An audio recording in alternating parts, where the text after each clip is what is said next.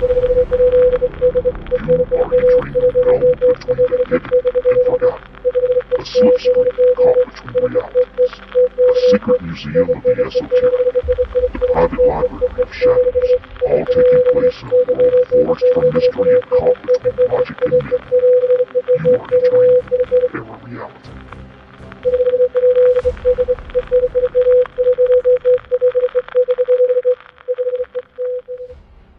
Good evening, seekers of the strange and the unexplained. Welcome to ParaReality, a place where shadows whisper, mysteries linger, and the line between fact and the unknown grows razor thin. I'm Sandman, your guide through the hidden corridors of reality. Here, every question awakens a mystery, and every mystery pulls us deeper into the truth concealed in the shadows. Tonight, we step once again into the world where truth and mystery collide. For 2 decades now, ParaReality has lived at the edges of the known world, where the unexplained refuses to stay quiet. We've chased ghosts, followed cryptids into the shadows, and pulled at conspiracy threads that most people were told not to touch. But this season hits different.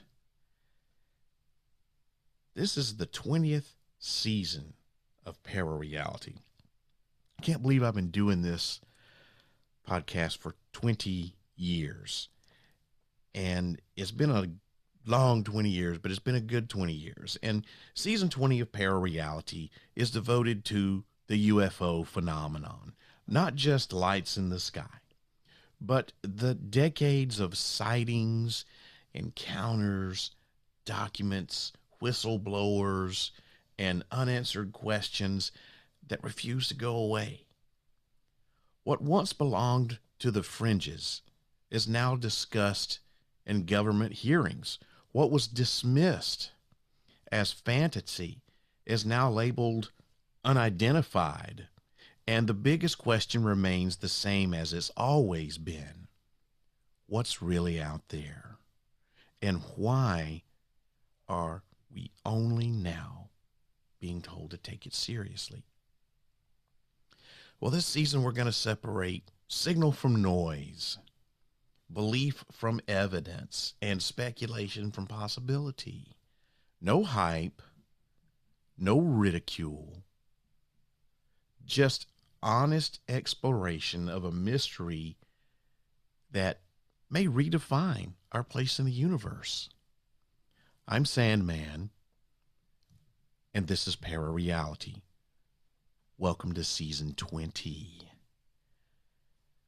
You know, there are moments in history when the story we think we know changes. Not because new facts emerge, but because old facts finally refuse to stay buried. And when it comes to UFOs, or UAPs as we call them now, we're standing in one of those moments. For decades, this subject has lived in the shadows, hidden behind official denials, bureaucratic language, national security walls, and a cultural stigma strong enough to silence witnesses before anyone else had to. But that's changing. The conversation has shifted out of basement conspiracy circles and late night whispers and onto the floors of Congress. It's gotten its way into military briefings and into mainstream news and into places where the words unidentified aerial phenomena aren't just jokes or punchlines, they're agenda items. So something is happening. Something big enough, persistent enough, and consistent enough that the U.S. government can no longer ignore it, even if it refuses to fully explain it. But here's the strange part. With all the hearings and testimonies, leaked footage, and official statements, we still aren't getting answers. We're getting acknowledgement, but not clarity. We're getting discussion, but not definition. And we're getting movement, but no destination. And so tonight, we begin a two-part investigation into one of the most complicated, controversial, and carefully managed topics of our time, disclosure. And this is part one of my two-part series on disclosure. Part one, I'm calling What We Know. Now, not the fantasy version where a president steps up onto a podium and reveals everything in one dramatic moment. Not that kind of disclosure, but the real world version, the slow, halting, inconsistent, and sometimes contradictory process we've been watching unfold for the last several years.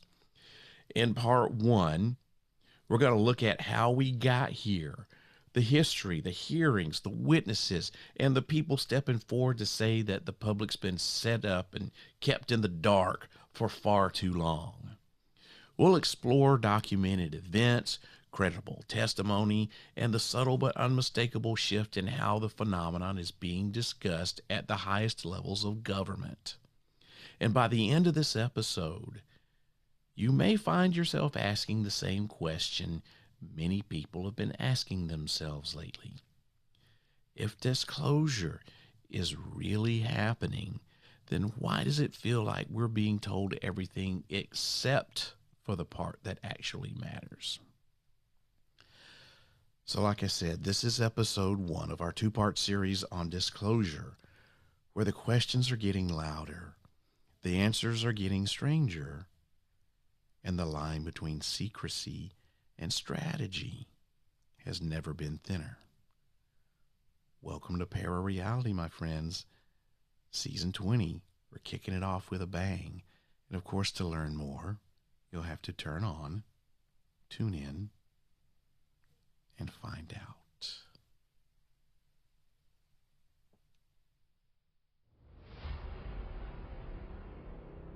ParaReality is a proud member of the Evergreen Podcast Network. For more information or to check out other shows on the network, please visit evergreenpodcast.com.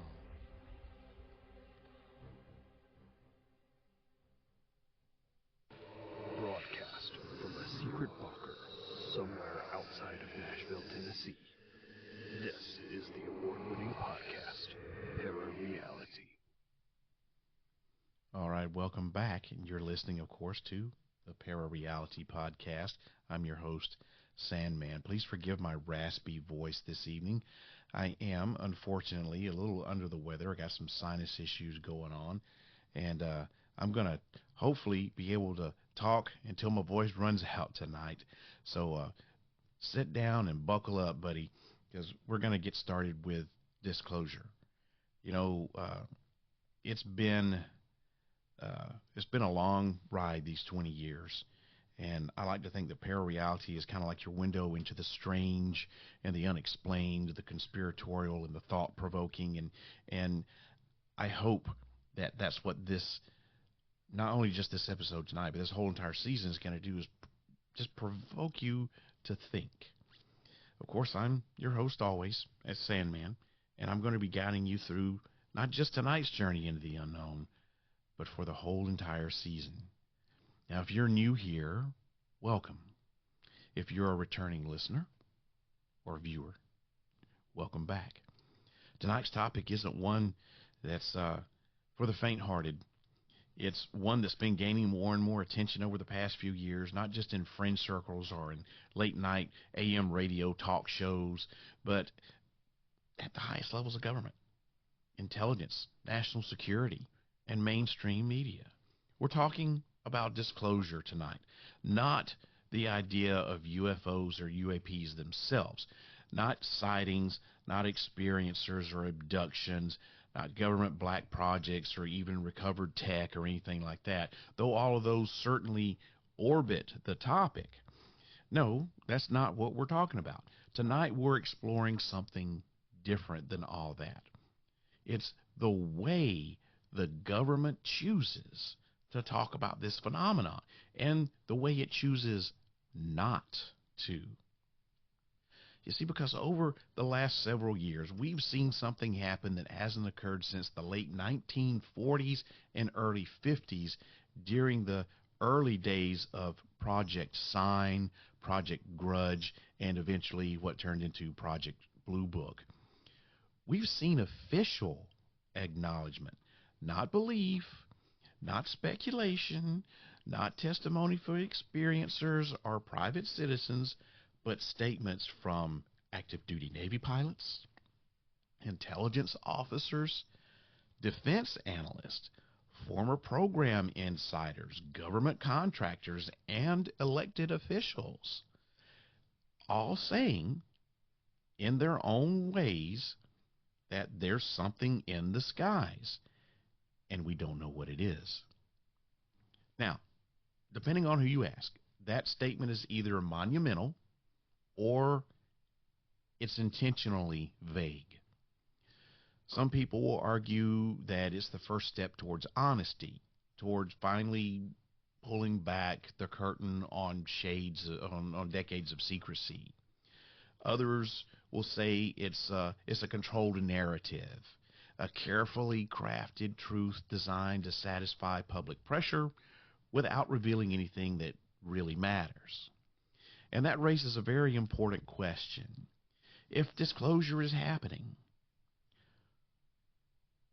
why does it feel so incomplete?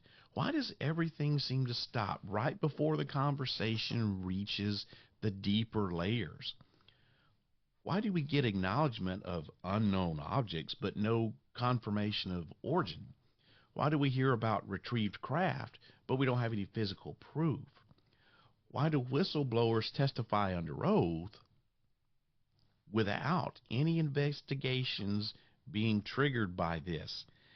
And maybe what's one of the most telling questions out of all of them is, if the government is finally willing to talk about UFOs, why does it still act like there's nothing else to discuss? Tonight, we're going to look at this issue from multiple angles. We'll examine the modern disclosure movement, the recent congressional hearings, the patterns behind public statements, the credibility of whistleblowers, the role of secrecy and compartmentalization, and whether these revelations are progress or just performance. And as always here on ParaReality, I'm not here to tell you what to think. My job is to lay the information out clearly, calmly, and without bias.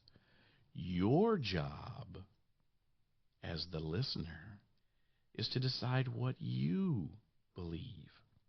So settle in and turn down the lights and keep an open mind most of all, because tonight we're not just asking whether disclosure is happening.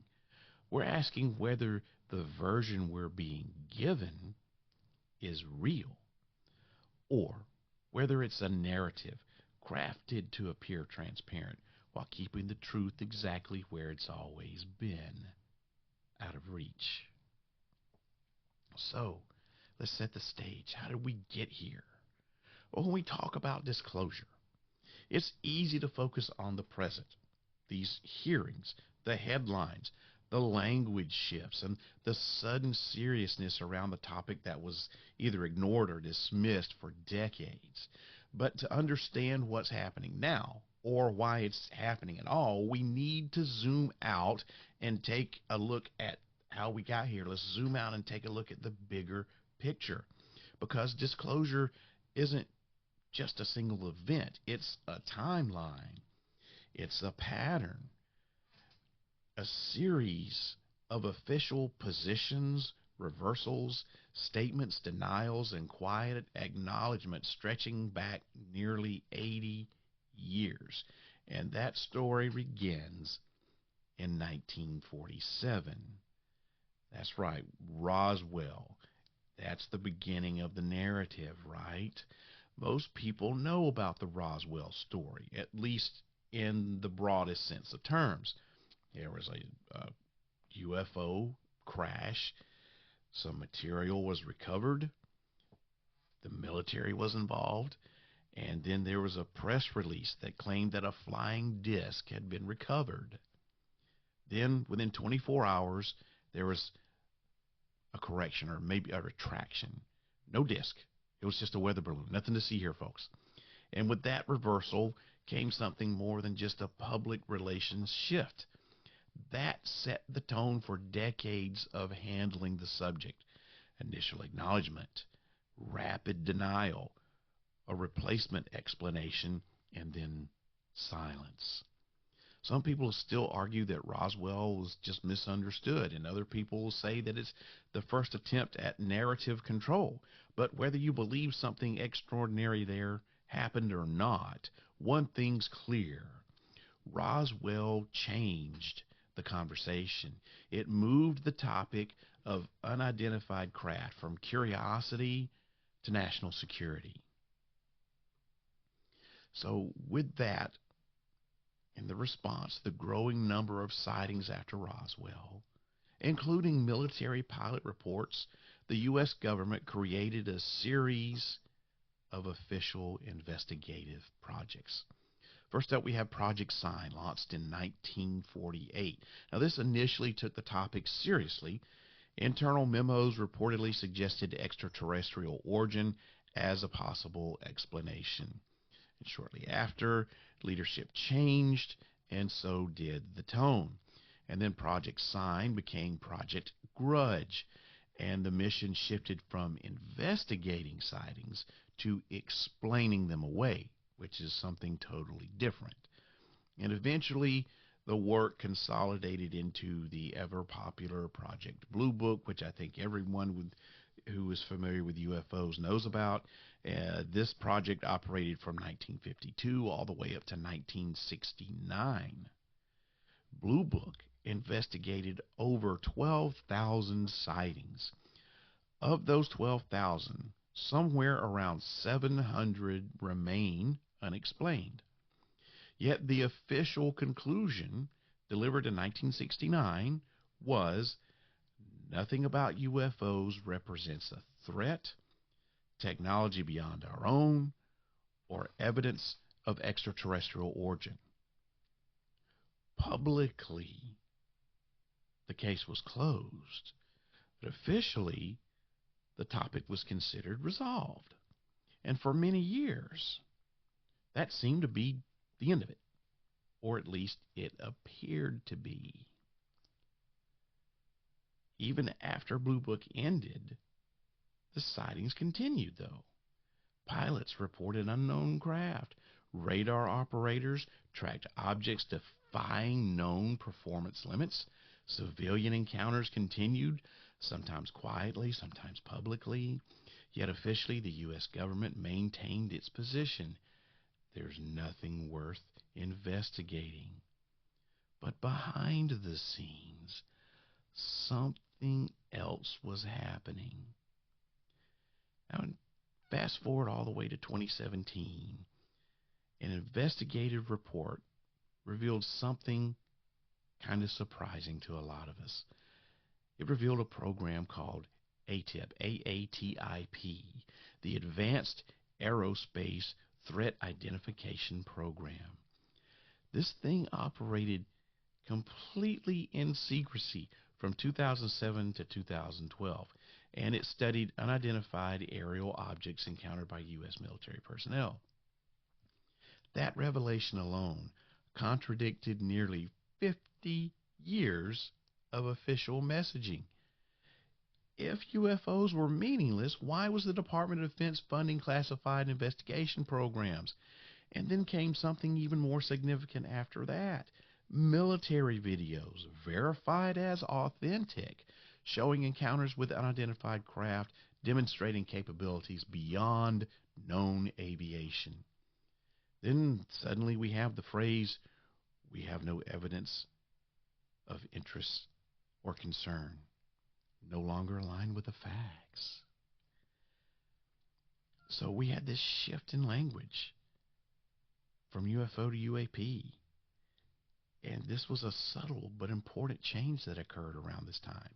The term UFO, loaded with decades of ridicule and pop culture distortion, was replaced with UAP, unidentified aerial phenomena. That's kind of like a sterile term, isn't it? It's technical. It sounds kind of neutral, and it's I don't know, it's devoid of any kind of cultural baggage. It's new. It's a shift of language.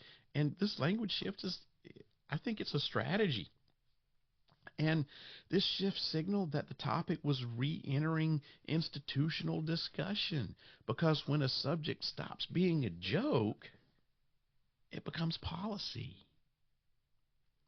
So you move to 2020 and you start having congressional hearings and public acknowledgement. From 2020 onward, hearings began. Military officers, pilots, intelligence personnel, these people were speaking openly and under oath about encounters with objects that demonstrated instant acceleration, hypersonic movement, transmedium capability with no visible propulsion. And instead of dismissing these claims, government agencies confirmed the reports were real. They weren't misunderstood. They weren't fabricated. They weren't misidentified conventional aircraft. Real. Unidentified. And unexplained. So why now? Why, after decades of silence, are government institutions suddenly willing to speak? Is it public pressure? Media normalization? Internal leaks? International competition? Or is it like a controlled narrative rollout? That's the question at the heart of everything that we'll explore tonight. Because once you understand the timeline, you start to see something interesting, that the government didn't actually choose transparency.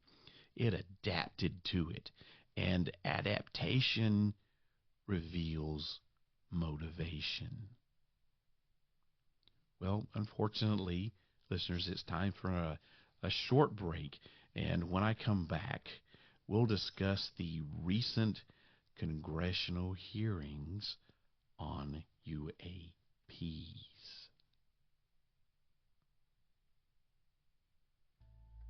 Hey guys, I'd love to hear from you. Do you have a story, a question, or a topic you'd like me to cover? If so, you can reach me directly by email at sandman@parareality.com. Or, for a more personal touch, you can just call the Secret Bunker at 615-461-5001 and leave a message.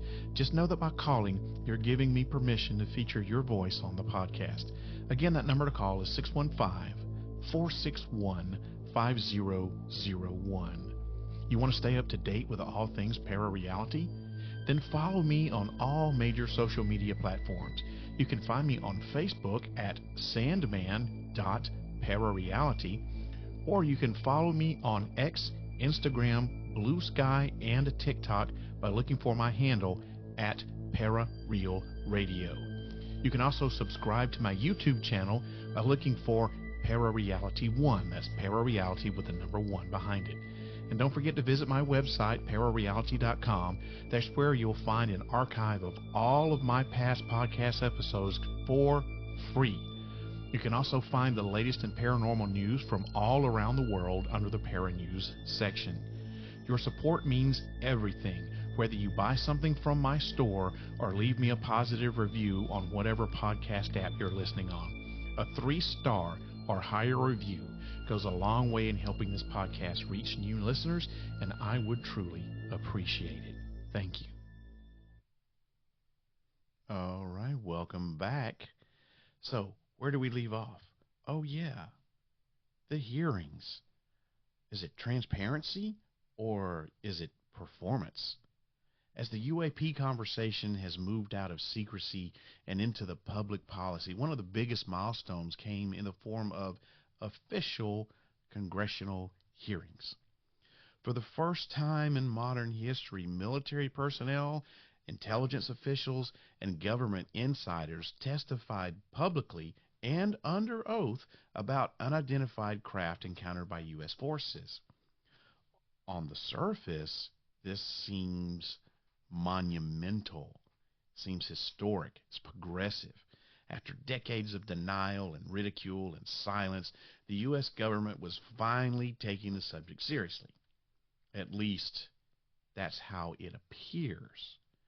But when you examine the hearings more closely, put it a little bit further under that microscope, how they were structured, what was allowed to be said and what was avoided and what lacked follow-up, the picture, well, it becomes a little bit more complicated. Now, unlike Project Blue Book hearings in the past, these modern day hearings, they didn't laugh, they didn't dismiss or ridicule the subject of UFOs, or UAPs as they're now called. Instead, phrases like national security concern, aviation safety issues, unknown origin, and non-human entered the official record. One of the pivotal voices was former Navy pilot Commander David Fravor, describing the now famous Tic Tac encounter. And when asked to explain what he saw, this is what Fravor said, and this is a quote from him. "I don't know its origin. I'm not saying it's extraterrestrial, but I'm saying it was not from any technology we are aware of." Fravor wasn't guessing. He wasn't speculating. He was reporting an event as he observed and he documented. That alone was groundbreaking. But he wasn't the only witness, was he? In 2023, a former intelligence officer named David Grush made one of the most direct and controversial claims ever spoken under oath regarding UAP secrecy. He said, "I was informed of a multi-decade UAP crash recovery, retrieval, and reverse engineering program." Now, in a congressional setting, that kind of statement should trigger things like subpoenas, classified sessions of Congress, and investigative actions, right? But we didn't get any of that. What followed this wasn't an investigation. It was just acknowledgments. It was polite questions and, statements taken down for the record. And then they just moved on. There was no document request, no forced testimony from alleged program participants, no retrieval of classified files. There weren't any names. There weren't, like it was called Project, Alien Body Snatch. I mean, there was nothing like that. It was just like the hearing was designed not to uncover the deeper truth, but simply to allow the statement to just be out there in the air and just exist. And then another voice, another person that spoke up was former Navy pilot Ryan Graves, who shared experiences of repeated encounters with unidentified craft during training missions off the East Coast. In his testimony, he said these sightings were not rare or isolated. They were happening regularly. And he also said that pilots reported objects with no visible propulsion, no exhaust, and then the flight patterns were beyond known physics, our known physics. And that the incidents were oftentimes not reported due to the stigma and the lack of reporting mechanisms. Again, this is extraordinary testimony. And again, very little to no follow-up on this. So what was asked and what was avoided? Throughout the hearings, there was a noticeable pattern. Witnesses could speak about encounters. They could speak about patterns. They could speak about safety concerns.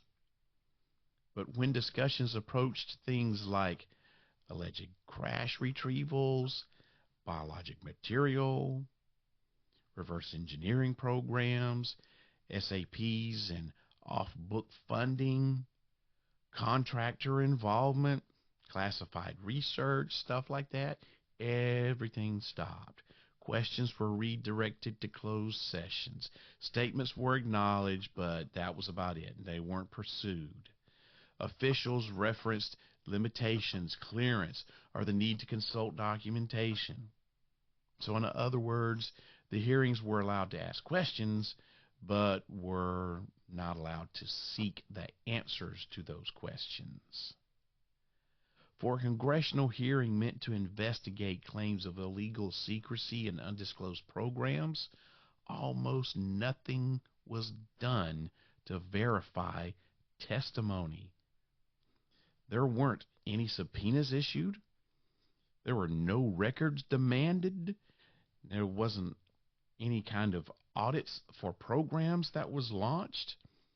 No follow-up hearings with additional witnesses was done at all, and there weren't any requests for classified briefings to be declassified.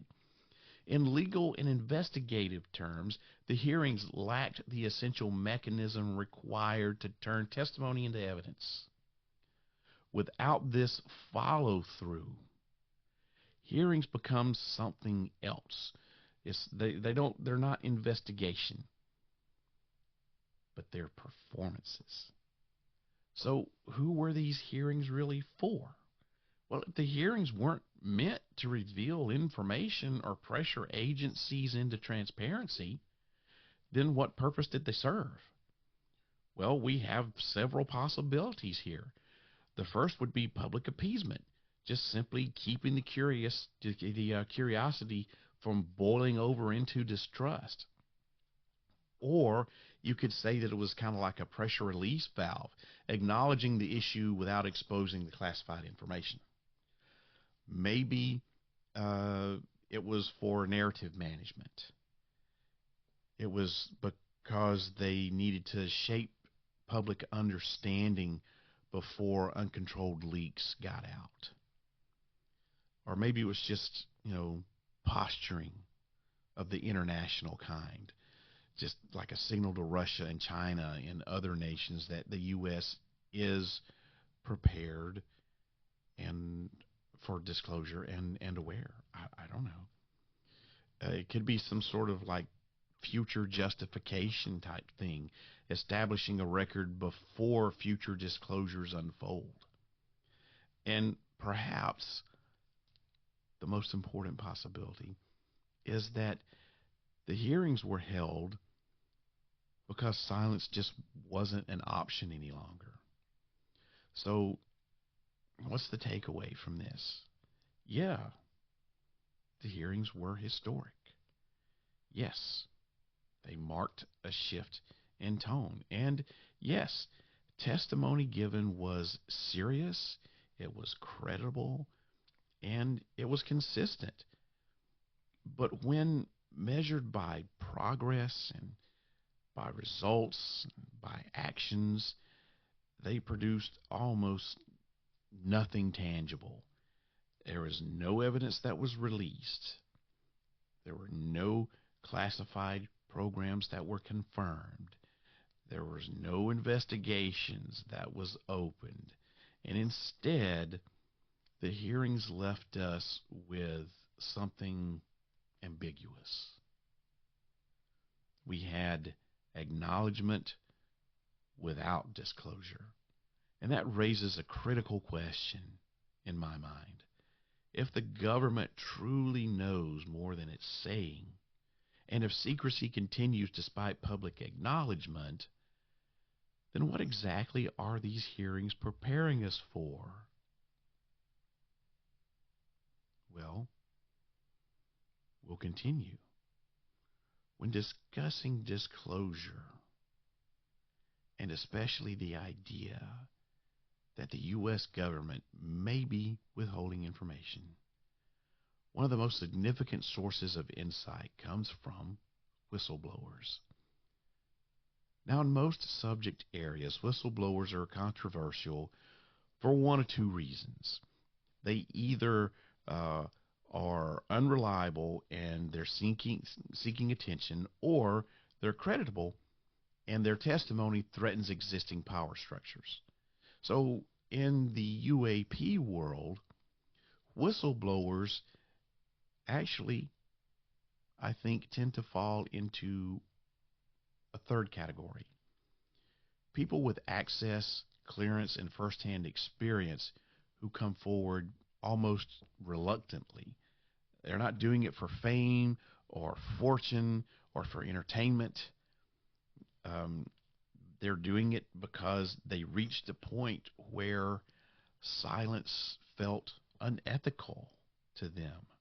And their stories, while they can be varied, share consistent themes like restricted access, compartmentalization, off-book programs, retrieval of non-human materials, research efforts hidden under classified defense budgets, and consequences, whether they be subtle or direct, for speaking out. So let's take a closer look at who these individuals are and what happens when they step forward, when they come forward. So the credibility factor. One of the most noteworthy changes in modern disclosure is the type of people coming forward. We're not hearing from, anonymous online reports on the internet, or people without credentials, or witnesses with unverifiable backgrounds. We're hearing from people like former intelligence officers, military pilots, aerospace engineers, Department of Defense employees, government contractors with security clearances, former program managers. And these aren't people with something to gain.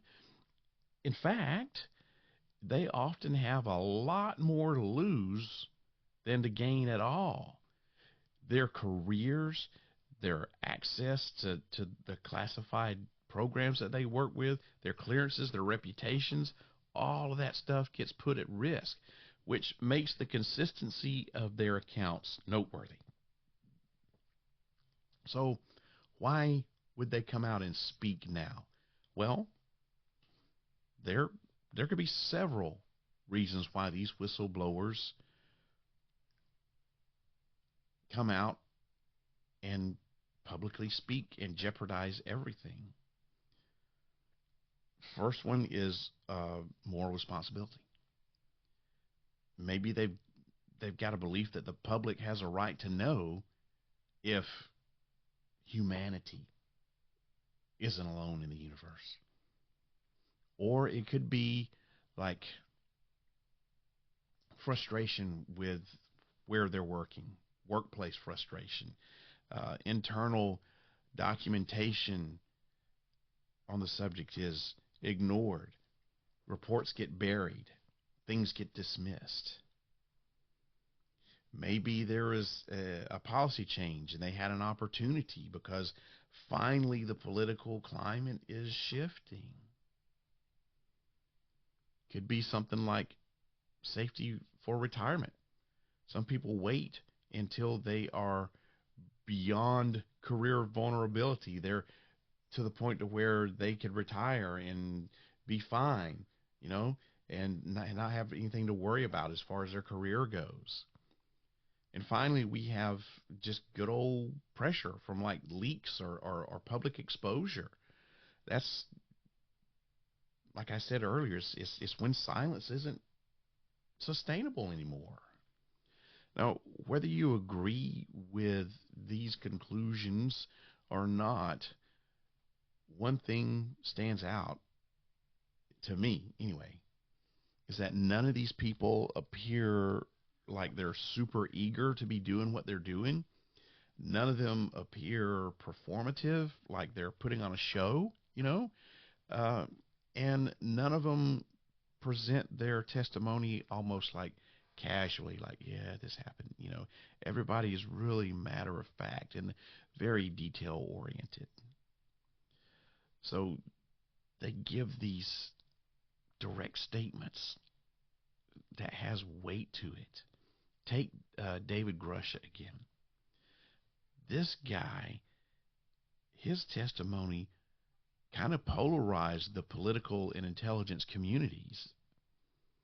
When he was questioned about retrieved craft, he said, I know the exact locations. I can provide those in closed session. That statement alone should have triggered an investigation. But it didn't. And if it's true, it represents one of the most significant technological and scientific discoveries in human history. But if it's not true, it should result in legal consequences like perjury charges and immediate public correction. But guess what? None of those things have happened. There's been no subpoenas. There's been no follow-up. There's been no legal action.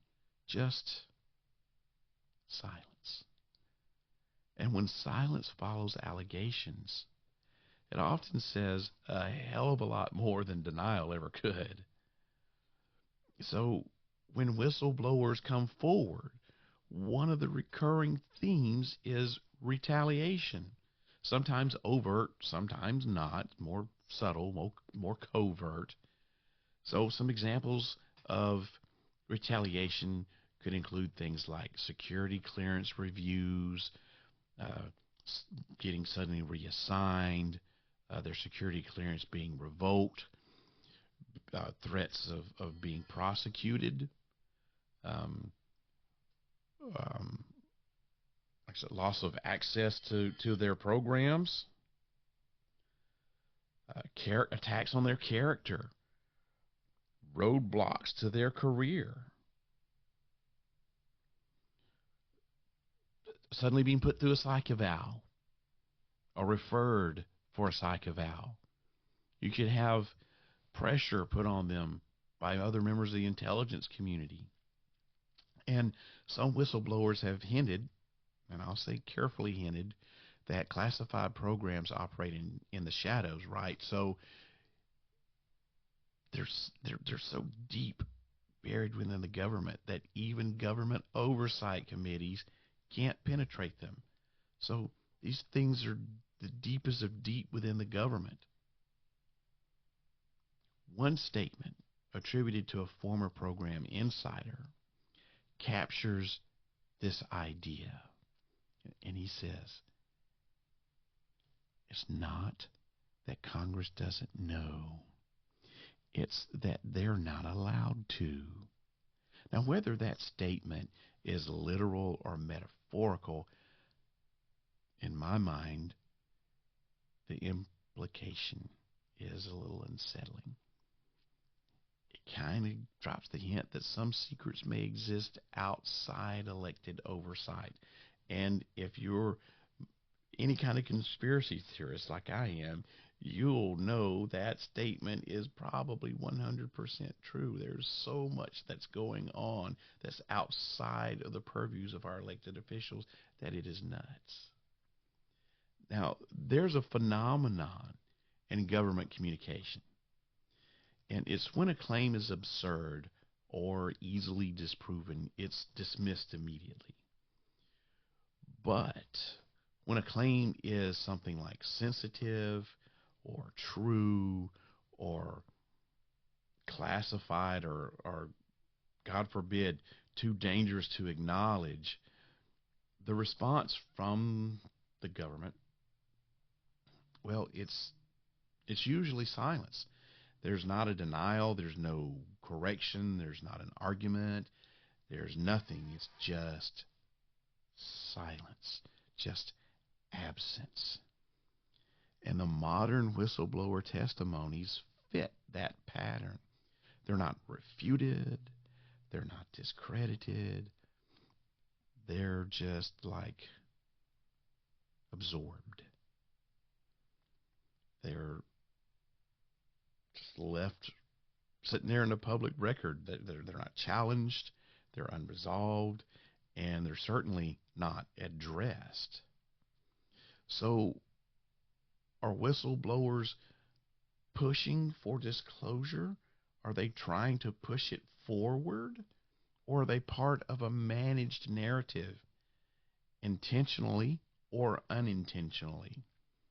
Well, as I see it, there are three possibilities. Number one, that they are forcing disclosure through pressure, meaning that their testimony makes secrecy harder to maintain. Number two, they are tolerated because, well, the truth can't be hidden forever. Like the government is adapting to this instead of resisting it. And finally, they are controlled release messengers. So their testimony is permitted to prepare the public slowly. Now, we don't know which one of those is true, and we may not know for years if we ever know. I kind of lean towards the third one, but I have no proof. I don't know. But what we do know is this: whistleblowers are shaping the conversation, at least. And whether intentional or not, they're part of the slow shift in how the phenomena is discussed. It's just no longer on the fringes. It's not fantasy. There's no speculation. But there's policy. There's national security. And there's government. So if the whistleblowers are creditable, and if their testimony is being allowed in the public record without challenge, then it raises the next logical question. If this isn't the full truth, what truth is being held back? What truth is not being told to us? That's the question we need answered. Okay, it's time for the last commercial break, so let me try to pay some bills around here, and I will be right back to wrap things up. All right, hey guys, look, just want to take a minute to tell you about my merch shop on the website, ParaReality.com.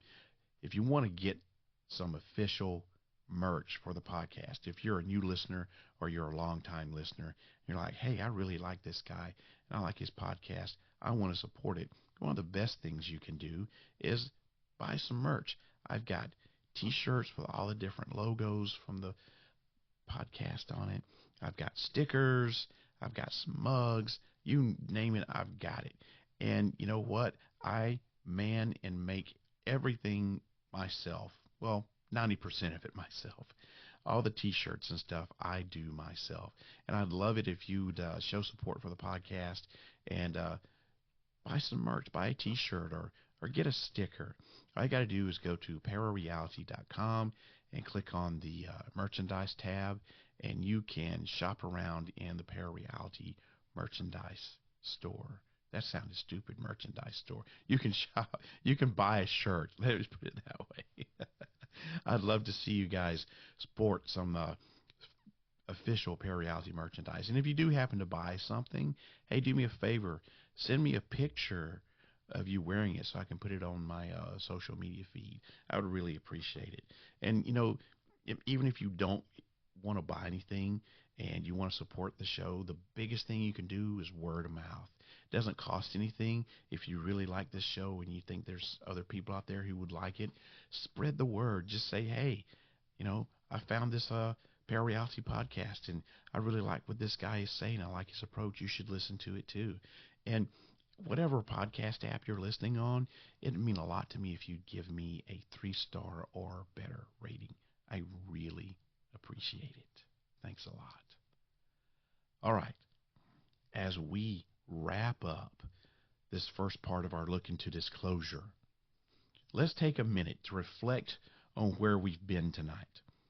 We began with a simple but maybe unsettling question. If disclosure is happening, why doesn't it feel like anything's actually being revealed? From there, we trace the evolution of secrecy from Roswell to Project Blue Book to modern-day programs operating behind closed doors. We looked at official responses, shifting language, and the way the government seems willing to acknowledge the phenomenon, as long as it never has to define it. We examined the congressional hearings, historic in appearance, but in practice they're strangely hollow. Testimonies given under oath, statements that should have triggered investigations, and yet nothing. No follow-through, no subpoenas, no public evidence, no deeper investigations, just echoes in a chamber that was supposed to demand answers. And then we reached the whistleblowers, people with backgrounds, credentials, and clearances, people with something to lose, who stepped forward to share what they'd seen, what they'd been told, and what they believed the public deserves to know. Their stories are consistent. Their motives, at least on the surface, seem grounded in things like duty, ethics, and frustration. But their testimony hasn't led to accountability. It hasn't led to oversight. It hasn't led to transparency. And it definitely hasn't led to disclosure. Instead, it's left us with a lingering, uncomfortable question, one that we must sit with as we move forward. If these people aren't telling us the truth, why isn't the government disproving them? And if they are telling us the truth, why isn't anyone investigating? That question isn't the end of the story. It's the beginning of the real one. Because the topic of disclosure isn't just about sightings, my friends. Oh no, it's not just about testimony or leaked footage. It's about understanding why the secrecy still exists in the first place and what forces keep that secrecy alive, even as public acknowledgement continues to grow day by day. In the next episode in this series, we're going to explore those forces. We're going to look at the deeper layers, the motivations behind withholding information, the advantages secrecy creates, the risks transparency carries, and whether we are witnessing disclosure or something far more controlled. Something designed not to reveal the truth, but to manage it. I hope that you enjoyed tonight's Season 20 premiere episode of ParaReality. The next episode is going to drop on Friday, January 16th, 2026 at 8 o'clock p.m. Central U.S. time. Now, it's not the second episode of the Disclosure series. Nope. I've got a great interview scheduled instead with Mr. Maxim W. Furyk, and he is author of the book Flying Saucer Esoteric, The Altered States of ufology. And then don't forget to join me on Friday, February 6th, as we continue this journey into the heart of the UAP mystery, where national security, politics, psychology, and the unknown collide. That's Disclosure Part 2. What aren't we being told? Until then, you'll have to turn on, tune in, and find out. Man, I can't believe this is the beginning of season 20. You know, I've got a lot of changes that I've made to the podcast this season, and instead of only doing 2 episodes a month, I have decided I'm going to try to do basically 1 a week. On the months that have 5 weeks, I may take that week off, but yeah, on the first and third Fridays of the month, you're going to hear brand new episodes of ParaReality. The second Friday of the month, you're going to hear my companion podcast, Midnight Syndicate, that I co-host with former co-host of ParaReality, Eric Easy E. Patterson. That's our side project. As you know, Easy E left the Nashville area and went to Orlando, moved to Orlando. So he stopped co-hosting ParaReality with me, but he's back now, and we decided to do a side project called Midnight Syndicate, and it's more of a conspiracy theory related podcast, like nothing but conspiracy theories. We actually have already done season 1, and it was available on Patreon only. You may or may not be able to hear some of that. I don't know, but we're definitely going to be doing season 2 that's going to be available here on the ParaReality family of podcasts. And then on the 4th Friday, I'm going to have ParaReality Flashback, which is where I play an old episode of ParaReality. I'm going to start all the way back with season 1, episode 1, back when I was on the Live 365 network, and I was doing a 2-hour-long show. Just ask that you, listen to that with a grain of salt, because, oh boy, it was at the beginning of everything, and could have been better. Could have been a lot better. But yes, so that's what you've got in store for ParaReality for this season. Excuse me. Thought I could make it through without coughing. Everyone, I hope that this podcast opens your mind up to new ways of thinking, expands your consciousness, and produces a change in the way you see the world. If you wish to change, you must lift the veil of ignorance that has been cast over your eyes. Only then will you see the true power of the universe. I hope you have a wonderful evening. I hope you had a great new year, and I hope your 2026 is great. I'll see you again in a couple of weeks. Good night, everybody. If you wish to change, you must first lift the veil of ignorance that has been cast over your eyes. Only then will you see the true power of the universe.